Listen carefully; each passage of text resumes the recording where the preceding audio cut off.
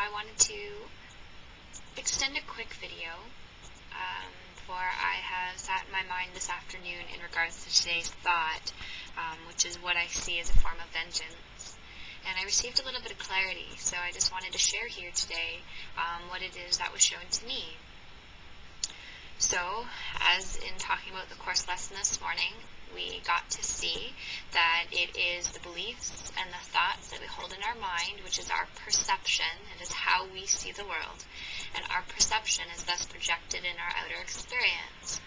So over the course of the years, when we have instances that happen with people, we develop this sense of, grievances, attack thoughts, wanting revenge, wanting to do something differently, accusing someone for what they've done, judging someone for what they've done, and also judging ourselves for even the possibility of getting hurt, right? So it's judgment both ways.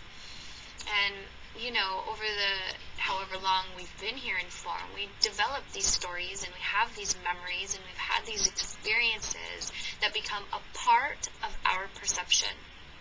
So the reason why what I see is a form of vengeance is because we hold these attack and anger thoughts in our mind.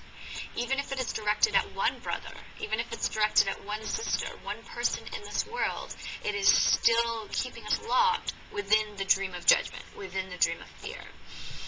So I wanted to use the example that we all know about, right? This idea of war.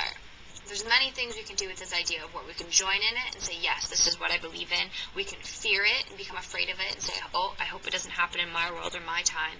We can hide from it and just block it out of our mind completely. Or we can think that we're better than it and try and triumph over it and be an advocate against it or whatever it might be. And I'm here almost, and Jesus here through me is giving us an opportunity to see even just this idea of war as differently. That instead of seeing this war as something very, very real and something very, very concrete and something very, very powerful over us, instead we can begin to see that this war is just a reflection, a projection of our own thinking mind. So because it is only a projection and a reflection of our own thinking mind, it is a part of the dream. It is a part of this dream of judgment, of fear, of pain.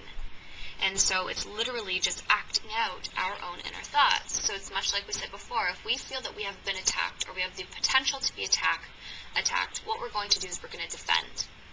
Right? And in the name of self-defense, we say that it is okay to attack the other person first so that we don't get attacked. How crazy is that? But this is the whole idea of an eye for an eye. You hit me, I'll hit you. You hurt me, I'll hurt you. You screw me over, I'm going to screw you over. But again, it's just a misapplication of the law. What you give is what you receive. So if you're going to give attack and angered thoughts, you're going to receive that back upon you, and you're going to believe that that is your reality.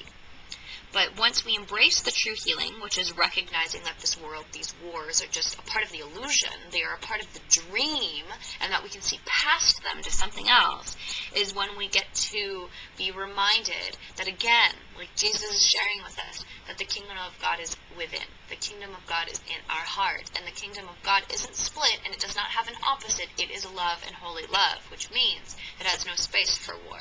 It has no space for attack and anger and fear, because love is complete unto itself. So once we know that the kingdom of God is within and see this shining light within us instead, is when we get to choose heaven over war, when we get to choose heaven over hell. And this is the choice in which we're making as we go through these days and apply the course lessons. We get to see how these course lessons apply to everything in our mind and everything in our world. Because this is currently what we're believing to be true.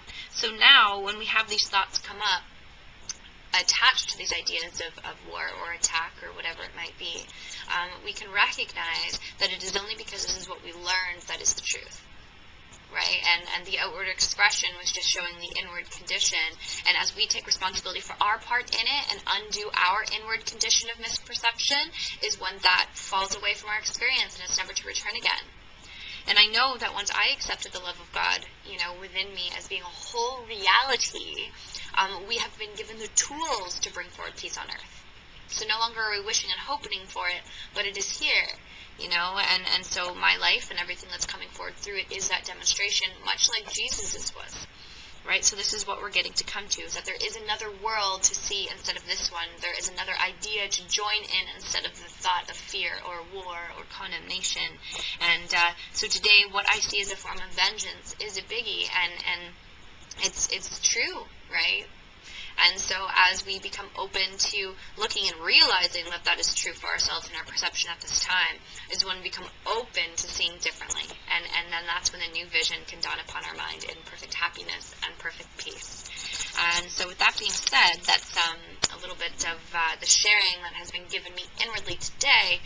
And so I wanted to extend that to all of you in hopes that it's helpful in any way.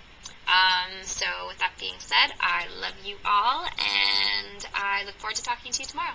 Bye.